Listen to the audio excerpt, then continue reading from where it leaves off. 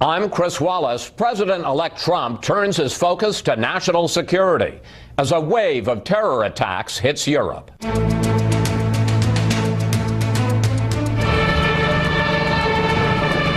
going on is terrible. It's not an attack on humanity. That's what it is. It's an attack on humanity. And it's got to be stopped. As the president-elect huddles with his national security team, we'll discuss his plan for taking on ISIS and protecting the homeland with one of his most outspoken supporters, former House Speaker Newt Gingrich. Then, on this day of faith and family, a look at how evangelicals helped propel Mr. Trump to victory. We won so big with evangelical Christians. We'll speak with the president of Liberty University, Jerry Falwell Jr., one of Mr. Trump's top spiritual advisors, about the president-elect's appeal to evangelical voters. Plus, we'll ask our Sunday panel to look back on a tumultuous 2016 and ahead to what we can expect from President Trump in 2017. And our Power Player of the Week, a mission to honor our nation's veterans, hits the quarter-century mark. I think it's America. It's what America needs to be. All right now on Fox News Sunday. Hello again and Merry Christmas from Fox News in Washington. Well, with terror attacks across Europe, Donald Trump was talking this week about how he intends to keep our country safe, including plans to limit who is allowed into the U.S.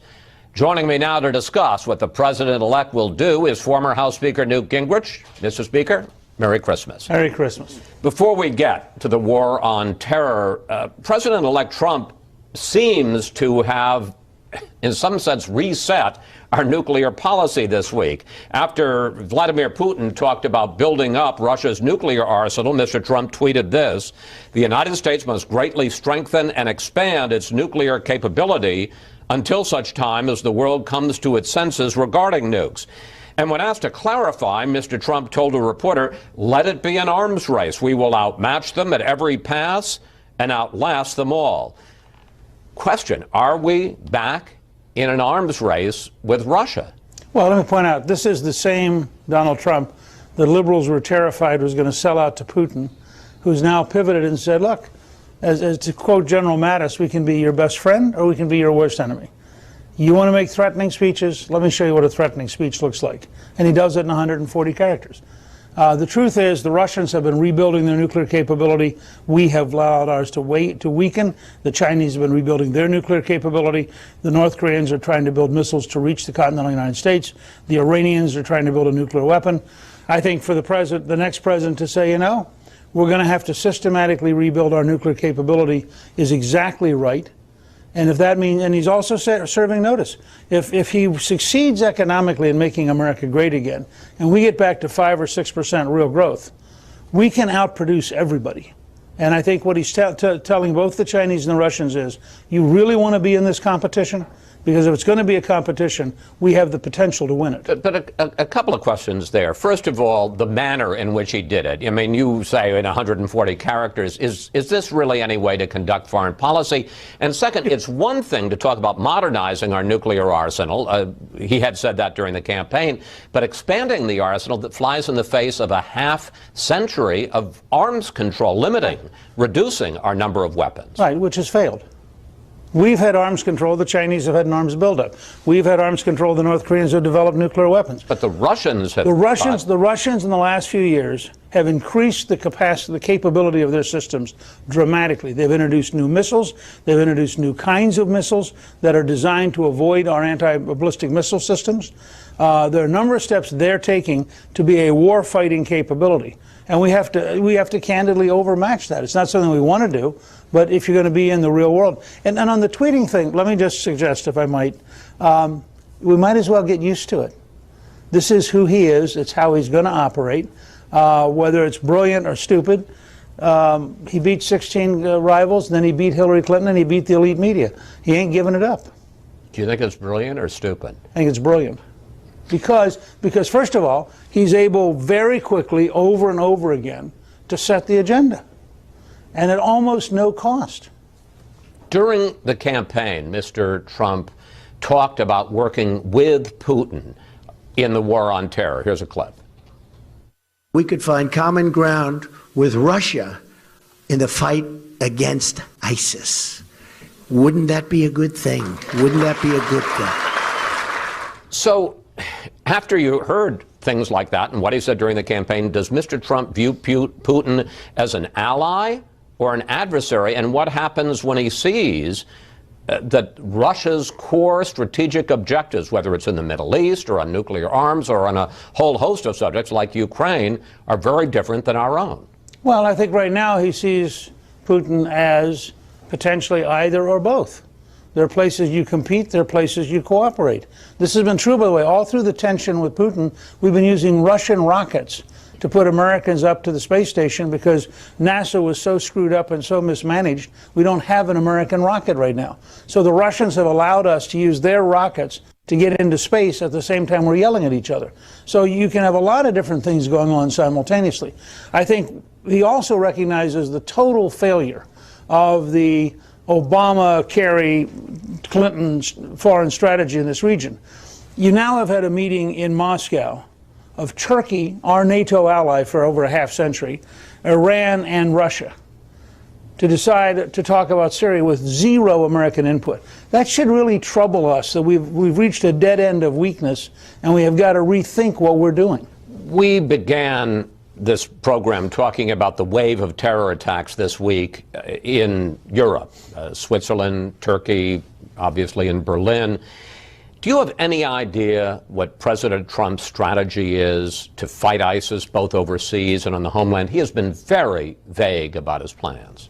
I don't think they have a strategy yet. I think what they know, which is important, is that they're going to need a strategy. They have in General Flynn and General Mattis and General Kelly three remarkably experienced warfighters. I think they're going to be able to produce a very aggressive strategy. They have a much better, how do we succeed? You know, we found out again apparently in the last few days that the Europeans were actually looking at this Tunisian before he attacked the Christmas market in Berlin. I mean, again and again we find people that we were sort of looking at, and then they go kill a bunch of folks. Let's turn to the domestic side. What do you think of the president-elect intervening with individual companies that are talking about moving, and this week intervening with federal contractors on planes, that budget overruns and things like that? I want to ask you about this. Here's what the exchange I had with Mr. Trump recently. What about the free market, sir? It's not free market when they go out and they move and they sell back into our country. But that's the free market. They made a decision. It makes... No, that's the dumb market, okay? That's the dumb market. Should the President of the United States be telling private businesses what to do? The President of the United States should do everything he can to keep companies in the U.S., and the President of the United States should be very tough on large companies who have been rigging the entire process of acquisition to their advantage and to the disadvantage of the American people. Trump is going to be more like a governor than like our traditional sense of a president. Governors intervene, they're aggressive, they're in your face. I think the F-35 program has been a disgrace. I think the acquisition process, the Pentagon has to be totally redone. And I think that serving notice that we are not trapped by large contractors with big armies of lobbyists is going to shake up Washington about as much as any single thing you could do. Let's talk about the current president, President Obama. This week, he banned oil exploration on millions of acres, both in the Arctic and the Atlantic. There's a lot of talk that he's about to transfer as many as 18 detainees from Guantanamo to other countries. But this president, who has made heavy use of executive action, had this advice for Donald Trump. Listen. My suggestion to the president-elect is, going through the legislative process is always better, in part because it's harder to undo.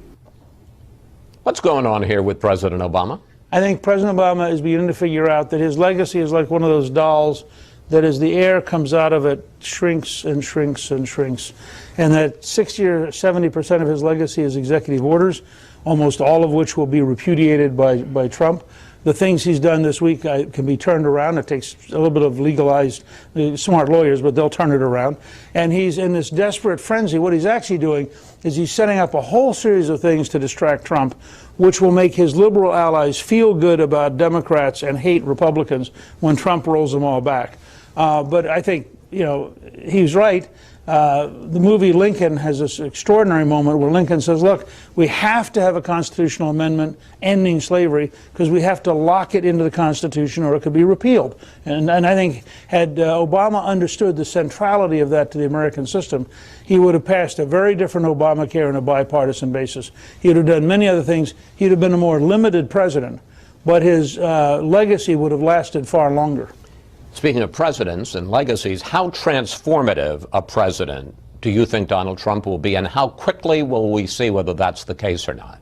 He has recruited a cabinet of winners. I mean, their number one characteristic of that entire cabinet, these are very successful, powerful people who like winning and are prepared to work very hard to win. They will face a crisis probably around March, when they realize how big the swamp is and how many alligators there are. And they will then reach a crisis. Now, I have to, because you were the one who said, well, I'm not sure he really... I was wrong. I was totally wrong. I blew it. I talked to him the other day, and he said, no, come on. So I had to go on and do a Facebook Live and say I made a boo-boo, which I then got attacked by people for saying I made a boo-boo. But I did. He said flatly, and he tweeted again, he likes the term. He's happy to use the term. But my point's this. Everybody who comes into the city underestimates how really hard to change the city is. I say this as a former Speaker of the House who did a fair amount of change. Right. But boy, I mean, it was all uphill, it was all hard, and in the end it wore us out.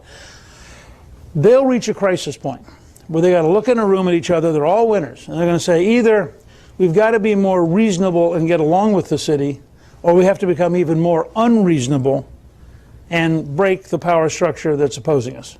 My hunch is they'll pick the latter, but that will be the decisive moment of his domestic presidency. Which way do they go? If they decide collectively that they want to break the existing power structure, they have the resources to do it, and it will be then the kind of presidency you'll love covering.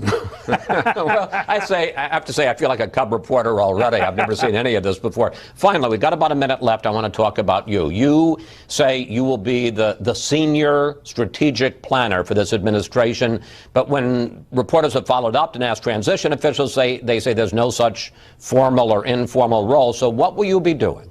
I'll be planning and trying to focus on the things I think are strategically the most important for the administration. And has President-elect Trump, given you that charter? We've talked about it several times. I suspect I'll get a letter from him that once he's president. But I think my access is fairly overwhelming, and my ability to reach across to the House and the Senate and to the governors and state legislators. I mean, we have a whole system here. That's the nature of the American system. And my first big step towards this will be a series of speeches at Heritage on Trumpism and what is Trumpism, and then probably a book in the late spring. But that's because we're going to get 4,000 federal employees who are brand new, eager people.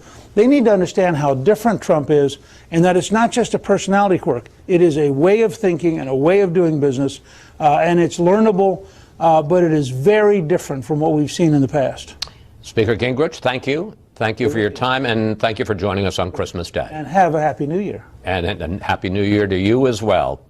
Up next, we'll bring in our Sunday group to discuss President-elect Trump's plans and the team he is putting together to implement them. Plus, what would you like to ask the panel about President Obama's push to protect some key legacy items during his final days in office? Just go to Facebook or Twitter at Fox News Sunday, and we may use your question on the air. You know my plans all along, and I've been proven to be right, 100% correct. What's happening is disgraceful. President-elect Trump saying he'll stand by his plan for extreme vetting of people trying to come into the U.S. from countries with a history of terrorism. That after a series of attacks this week in Europe. And it's time now for our Sunday group. Syndicated columnist George Will, Gerald Seib, the Wall Street Journal's Washington bureau chief, Julie Pace, who covers the White House and the transition for the Associated Press, and the co-founder of the web magazine The Federalist, Ben Domenech. Ben, let's start with the president-elect's comments late this week about let's have a new arms race with Russia, flying in the face of a half-century of arms control and doing it, as Newt Gingrich said, in 140 characters. Your thoughts about the policy and the way of conducting it? Well, I think that, certainly this is one of the early days of experiencing what foreign policy discussions are going to be like under the Trump presidency, which I think are going to be very different than they have been in the past under a lot of other presidents.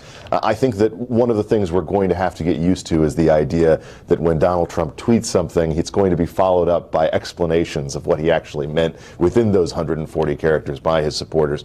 I think in this case, when it comes to modernizing our nuclear program and understanding our position vis-a-vis Russia, this does send a message that things are not going to be necessarily all fine and dandy when it comes to our relationship with Putin or with other world leaders. I think the more important and interesting part of the discussion is another thing that you brought up in your conversation with the former speaker, which is what is our policy going to be as it relates to these continued terror attacks that we've seen play out over the past week. We have a situation now in Europe where you had an individual who was on all of the necessary watch lists, who was tagged as being someone who was dangerous, who had dealt with a car robbery in Tunisia, a deportation issue when it came to Italy, a terror probe when it came to Germany. These are all situations that should have had this individual much higher on the appreciation of our European allies as someone who resembled a threat. I think the more interesting and challenging question going forward is what Trump's policy is going to be towards situations like that, not just in Europe, but here as well. Jerry, on both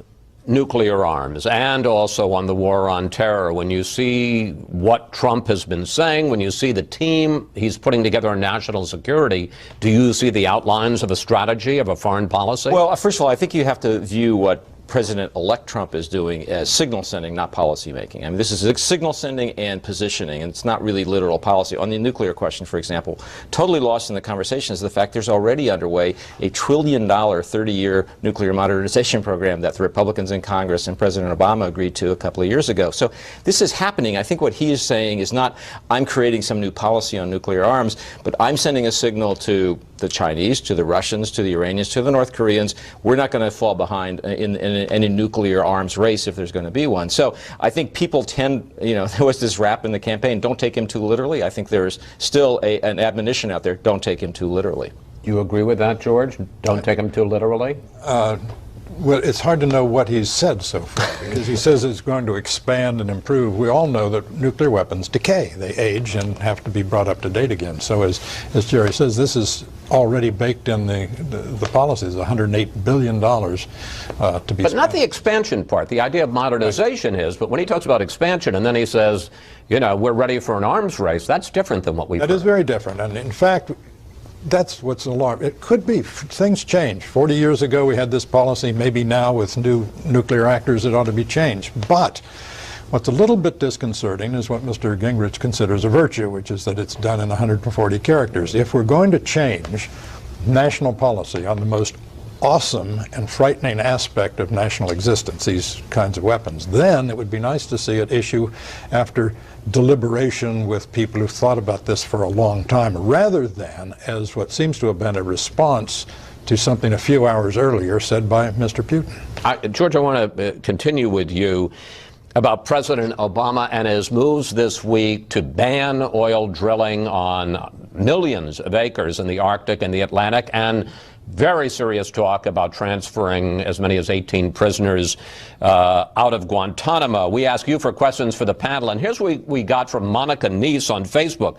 What is Obama's thinking after the American people clearly rejected his failed policies by continuing with his agenda in his last days in office? George, how do you answer Monica? Well, first about Gitmo, that must be one of his principal frustrations, because this is a limit of presidential power where presidential power is presumptively at its greatest, connecting to national security. There were 780 people in Gitmo, I think, by George W. Bush. It's now down to 59. This would reduce it to 42. That's not closed, but it's close enough for government work.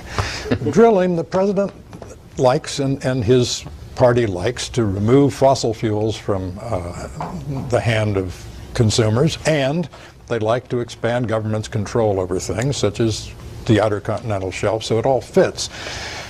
Monica's question, however, is why is he still doing this? Short answer, he's still president, even though Mr. Trump seems to question that at this point, because he's, I think, exercising power, not just signaling. But first of all, the progressive view of the presidency is that what is not explicitly forbidden by the Constitution is permitted. That's from Teddy Roosevelt to Woodrow Wilson on. They've believed that. And Monica says, well, what about the consent that was sort of withdrawn by the election? Good progressives don't take consent that seriously, because progressivism is ruled by experts who are needed because the people consenting to the political class don't quite know what they're doing without the guidance of experts. I got to say, Monica, you got a heck of an answer from George Will. That was an extended answer.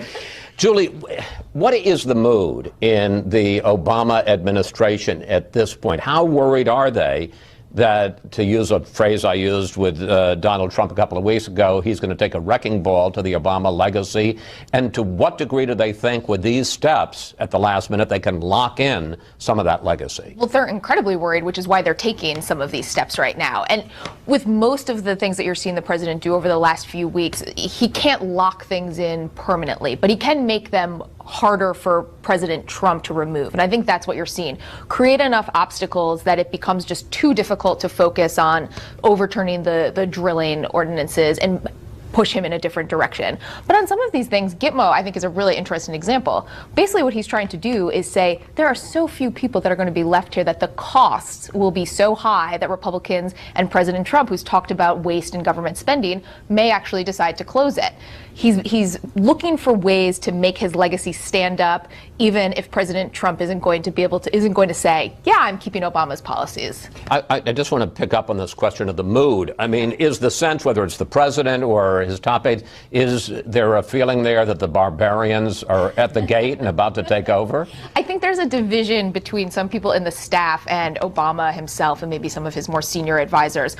Certainly, I think that they are still, at the staff level, still coming to grips with this idea that there was such a rejection of the president's legacy and that so many things that they've been working on are probably going to be at stake. The president himself is taking a bit of a more measured view of this. He's in conversation with President-elect Trump a lot, trying to explain the theories behind some of his actions. And I think that he hopes, we don't know if this will hold, but he hopes that when Trump actually gets in office... Yeah, he keeps saying that he's going to have a transformation. And I don't know if transformation is the right word, but certainly you would imagine that when you actually are in the Oval Office and all of these decisions really are on your desk, that there's more of a sense of responsibility that comes over you. 30 seconds. John Adams said that you would never congratulate a friend on winning the office of the presidency. I think that could be playing into this a bit. But really, I think this is what's going on in the left right now is an archetype of what happened to Ivanka Trump this past week. Someone yelling at her on a plane that, you know, your father is ruining the country. He hasn't even taken office yet. He hasn't done anything yet.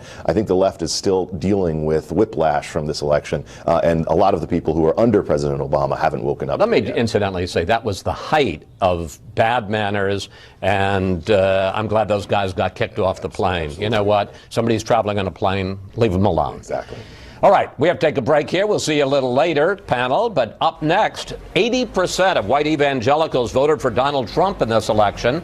We'll talk with the president of the largest Christian university in the world, Jerry Falwell Jr., about why he thinks Mr. Trump will be better for social conservatives than Ronald Reagan.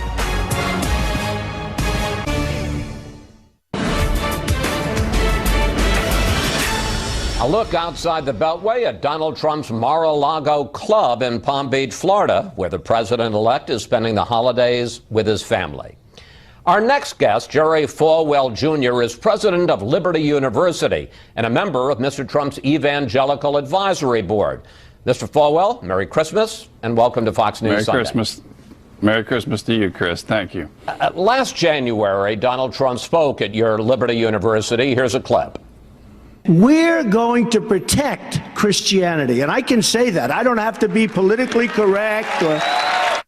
Now, you were one of the first prominent evangelicals to endorse him, and for the rest of the campaign, other leaders of your faith, as well as a lot of students, or some students, I should say, at Liberty University, criticized you, especially after the release of that Access Hollywood tape, but you never wavered. How come? No. I just saw in Mr. Trump someone who really loved the American people, who was for the working man, the common man. I saw that early on. He spoke at Liberty in 2012 as well, so I'd gotten to know him over the years. And I just really believed it. It was sort of a gamble because I didn't know where he'd come down on all the issues, but because I believed he was a good man, I believed he would come down on the right side of the issues, and he's done that in the last year. And I've been proud of him, and I just think it was, like I said, it was a big risk for me, but so much was at stake, I couldn't afford to stay silent.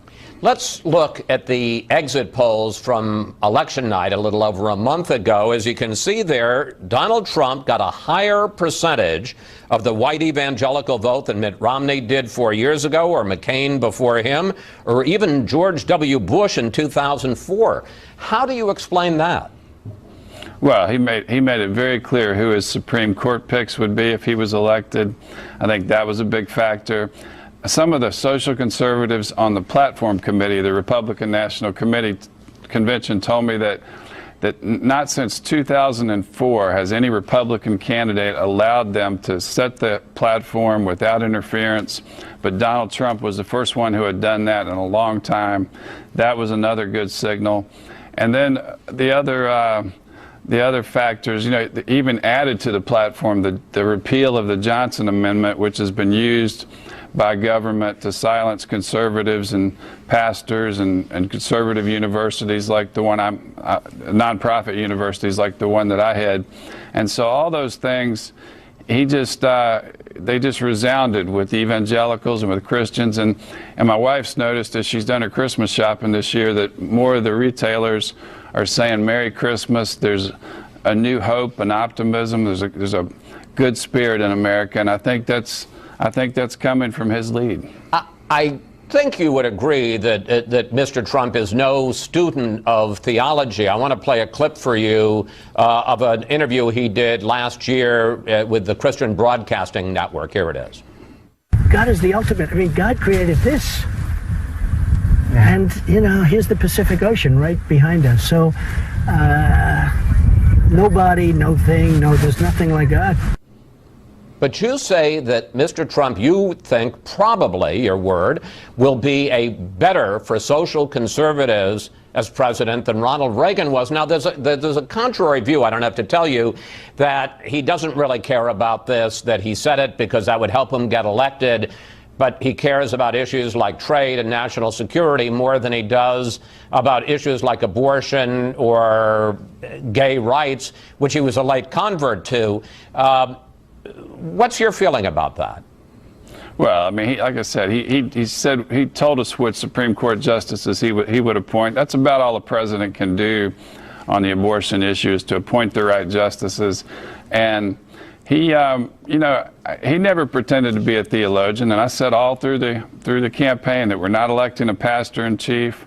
We need to. It's just like when you have a sick child, you look for the best doctor for that child. You don't look for the doctor that shares your faith or your theology, and that's what I think we have to do with government. We have to find the candidate and who is most likely to support all the values that we hold dear.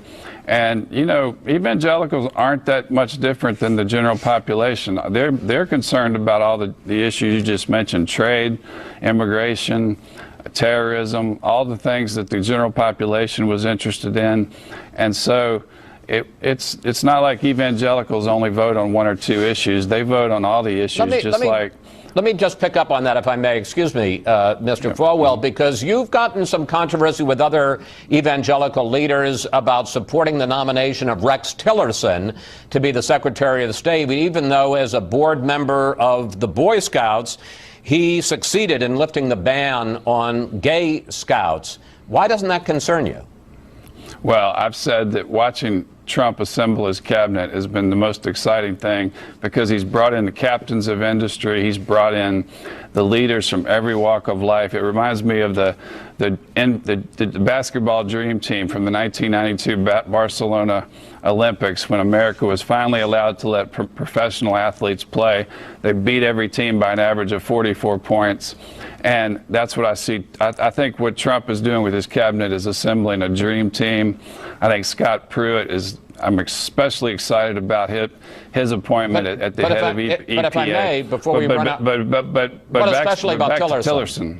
But back to Tillerson, his position on social issues, I don't believe are relevant in the position of Secretary of State. I don't think he'll ever have to weigh in on any of those issues. I think he's going to be out cutting deals like he did as the CEO of a global enterprise with Exxon, and I think that's what we need in that position. I don't think his position on social issues will ever make a difference as Secretary of State. The North Carolina legislature just failed to repeal the law that's known as House Bill 2, which would ban people from going into bathrooms unless their gender and their birth certificate matches the bathroom they're in. Is that something you think that states should get involved in?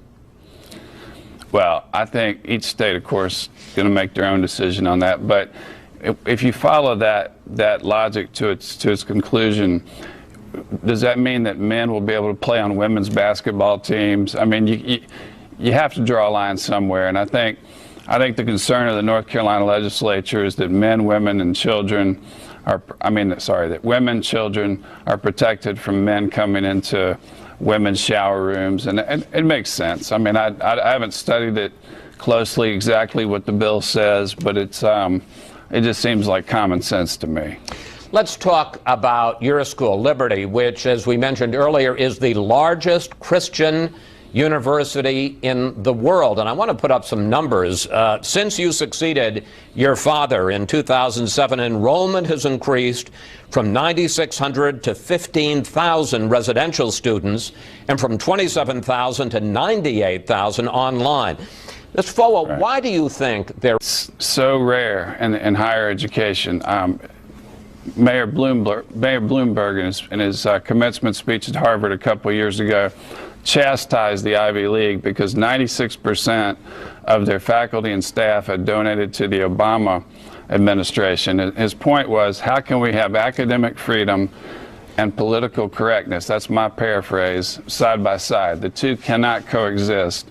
And when you have everybody in major universities thinking the same way and conservatives are ridiculed when they speak up, I don't think that's academic freedom. And so I think the reason Liberty has prospered so much is because it's an alternative. It's something where free expression of ideas is allowed, where academic freedom is promoted. And I think it's just the fact the Chronicle of Higher Education said last year that Liberty's strength is in the fact that it doesn't try to be like other universities. And they said that our business model is probably the future of higher education in America. So we've been able to use that business model to make Liberty one of the most prosperous universities in the country, one of the 5 largest universities, and we're one of only about 70 that's rated AA by Standard & Poor's and Moody's, but it's only because we don't try to be like everybody else. Finally, and we got less than a minute left, sir,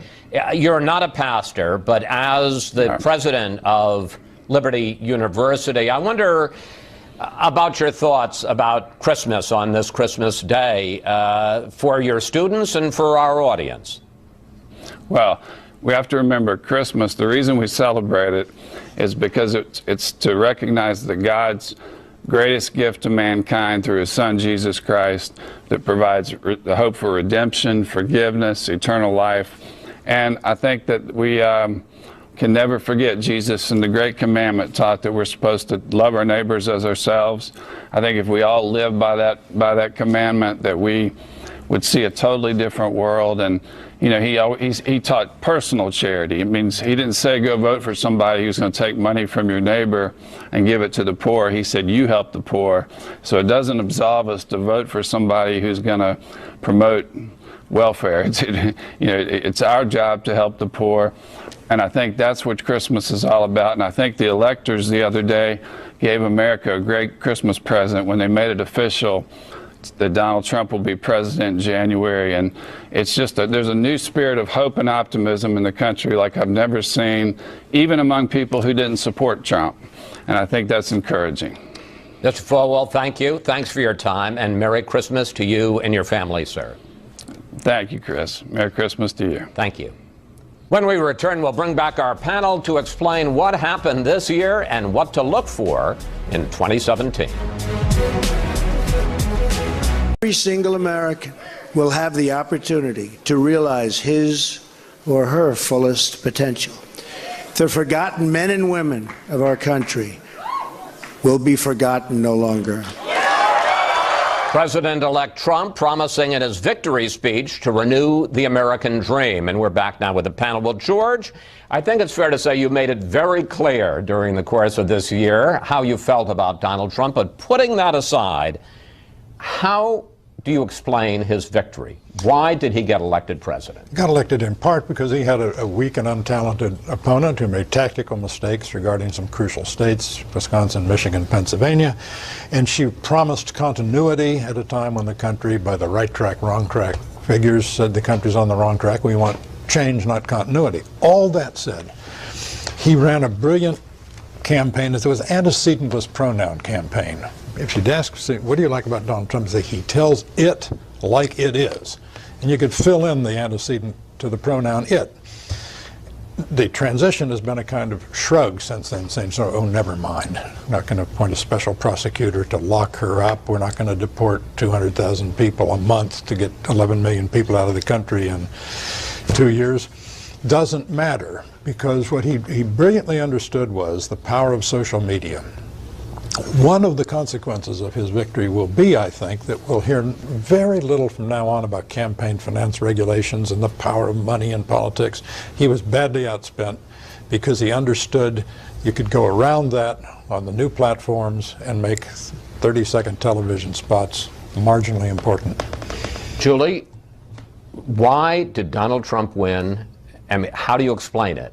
And less so, why did Hillary Clinton lose?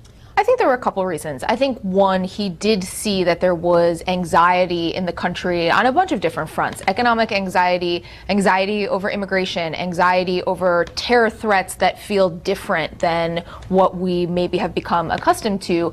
And I think that he was authentic. You never felt with Donald Trump like he was speaking based on what he saw in internal polling or based on what he saw in focus groups. And he understood that for a lot of Americans, Democrats and Republicans, they look at Washington and don't really believe anything that they hear. And he was an antidote to that. And I think that that resonated with a lot of people, regardless of the actual words that were coming out of his mouth. The mere fact that he was willing to challenge Democrats and his own party, I think, was really appealing. Let's turn, we've been talking about 2016, let's turn to 2017. Jerry, you and I are old enough to remember when Ronald Reagan came to this town and Clark Clifford, a big Democratic lawyer and insider, famously dismissed him as an amiable dunce. I have to tell you that I've been to some Christmas parties the last couple of weeks, talking to politicians of both parties, talking to some of our colleagues in the media who are dismissing Trump the same way and talking about what a disaster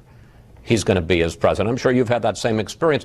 What do you think are the chances that they are going to be as wrong as Clark Clifford was about Ronald Reagan? Well, you and I lived through the Reagan experience with George. We all did. And I think that there was an evolution in the Reagan presidency, but there was also an evolution in Reagan the president. But I think the key was that Ronald Reagan was smart enough to surround himself with people who made up for whatever deficiencies he had. And he had a vision. He had an ideology.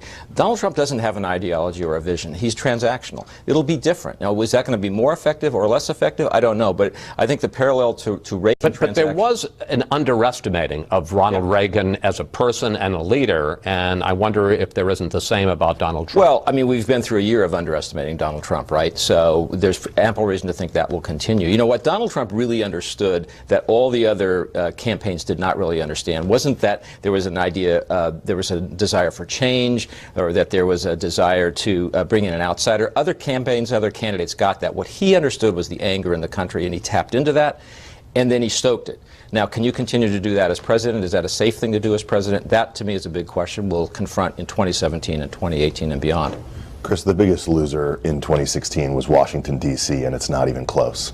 The norms and assumptions that they have about politics, about the way that it's supposed to work, were entirely rejected by a Jacksonian revolt of the American people, a people who have become frustrated with what they felt like was a city that was happy to play to their interests during campaign years and then ignore them once they actually got into office. I think what we saw this year was Donald Trump tap into the anxieties of an American people who are very much aware that we're at a period of time now where labor force participation is at near 40-year lows. You have 95 million adult Americans who are out of the workforce. You have a rise in racial tension. You have a rise in economic anxiety. You have a rise in disgust and distrust for our institutions. And they wanted someone who represented a dramatic change. They've sent their message to Washington. We're now going to see whether Donald Trump is actually able to deliver on the. Well, that's the question I was going to ask. That's a good way to campaign, but how do you transform that into accomplishments as president? I think that we're going to see his approach as it plays out over the coming months, and we're going to have to assess it as it is. I think we've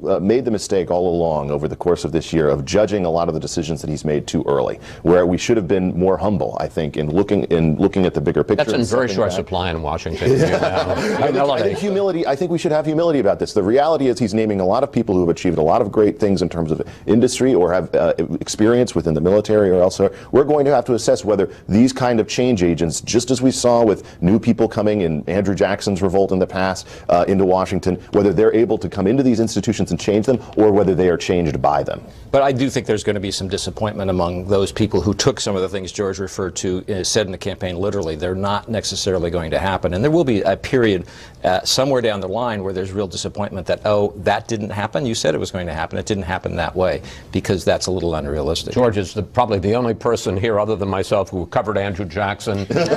Your thoughts about that parallel? Well, I think that it's fair that there is a Jacksonian streak in this country. Born Fighting is the title of Jim Webb's book about them. They're truculent people, and their truculence was heard this year and made itself felt. Can I just say one thing? I think 10 years from now, people may look back and say the big loser this year was not Washington, it was Brussels. That the most important vote taken this year was not November 8th, but June 23rd, when the British left the European Union and began the unraveling of that project, which I hardly... And with the terrible attack this week in Berlin, and what that says about migrants and migrant policy and the open door, that's going to only continue, isn't it? It is. I hasten to add that I heartily supported Brexit. This was not a total loss of a year. Thank you, panel. See you next Sunday. Up next, our Power Player of the Week, honoring America's veterans this Christmas season. Plus, a holiday visit from the Wallace grandkids. You won't want to miss it. It's a Christmas tradition here to share the story about one family has found a way to express the meaning of the holiday season. It's a moving example of love for our country and personal generosity. Once again, here is our Power Player of the Week. We wouldn't have the opportunities if it wasn't for the people that fought for us and gave their lives for us. It's that plain-spoken wisdom that has driven Moral Worcester for years on a mission that has touched America's heart. Each December, Worcester places wreaths at Arlington National Cemetery, and thousands of volunteers are there to help him. I think a lot of people think like I do, and they just want to, they appreciate the veterans, and they want to show it. This story begins back in 1962, when Worcester, then a 12-year-old paper boy from Maine, won a trip to Washington. What impressed him most was Arlington, its beauty and dignity, and those rows and rows of graves. Everyone represents a life and a family and a story. They're not just tombstones. I mean, those are all people. 30 years later, in 1992, Worcester was running his own wreath company in Harrington, Maine. But as Christmas approached, he had a bunch left over. These wreaths were real fresh, just made, and I just didn't want to throw them away. He thought of Arlington and all those graves. When the cemetery approved, he and a dozen volunteers drove the wreaths down and laid them on the headstones. And so it continued for years, until a few Christmases back, when an Air Force sergeant took this picture, which ended up on the internet. It kind of struck a nerve, and people emailed it to each other, and it really went around the world. Go on right there. There you go, sir. We were there the next year as he and his workers at the Worcester Wreath Company loaded up 5,265 wreaths. Then they embarked on what Worcester calls the world's longest Veterans Parade, a 750-mile journey that at some points attracted more than 100 vehicles. And when they got to Arlington, so many people wanted to participate. The ceremony you are about to witness is an Army wreath-laying ceremony to be conducted for the Worcester Wreath Company. For years, Worcester paid for all of this out of his own pocket. And he started Wreaths Across America, sending hundreds to cemeteries and war memorials around the country. But he will need help to reach his new goal. I think there are around 2.7 million graves. And that's a tall order to decorate 2.7 million graves. So, but you'd like to do it, wouldn't you? I really would, yeah, sometime. I don't know how, but hey, you know. How long are you going to keep doing this? I'm going to keep doing it for as long as I work, and then I know my family is going to continue. So it'll be here for a long time. This is the 25th year Morrill Worcester has taken on his Christmas Wreath project. This month, more than 800,000 volunteers helped place more than 1.2 million wreaths on veterans' graves in all 50 states and overseas. And after going to Arlington last week, Morrill dropped by to discuss why this project is still growing after a quarter century.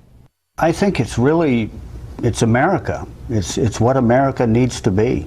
They have veterans that have served and so on, and they just want to,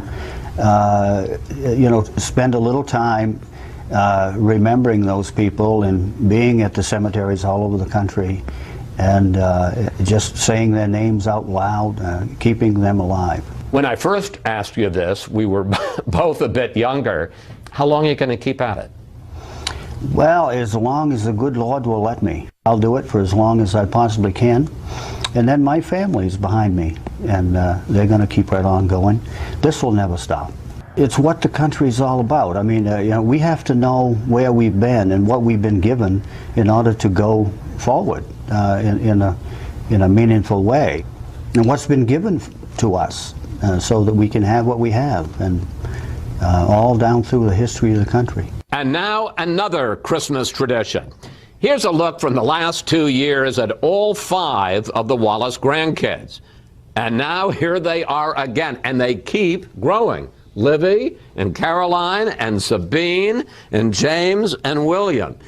From our family to yours, have a very Merry Christmas, and we'll see you next Fox News Sunday. Very well done. All right, guys. 3, 2, 1. Merry Christmas.